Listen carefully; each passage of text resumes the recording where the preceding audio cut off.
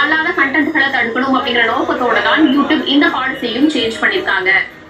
அதே மாதிரி mass produced இன்ஆத்தென்டிக் வீடியோக்களை அந்த கண்டென்ட்களை அடையாளம் காண யூடியூப் புதிய வழிகாட்டுதல்களையும் அறிவிச்சிருக்காங்க.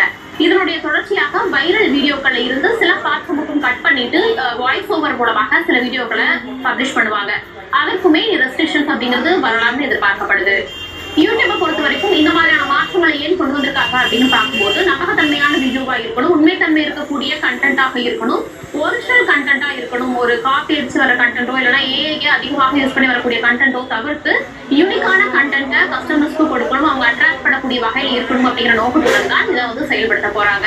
இதன் மூலமாக கண்டென்ட் கிரியேட்டர்ஸ் இன்னும் அதிகமாக உழைக்க நேரிடும். புது கண்டென்ட்ஸ்ல நிச்சயமாக கொடுக்கணும் அப்படிங்கிற ஒரு நிர்பந்தத்துக்கு உட்படுத்தப்படுவாங்க. மனிதனுடைய அந்த ஹியூமன் எஃபோர்ட் அப்படிங்கிறது குறைவாக இருந்துச்சுன்னா அதற்கு ஏற்ற மாதிரி வீடியோக்கு கிடைக்கக்கூடிய ரெவென்யூ அப்படிங்கிறதும் குறையும்.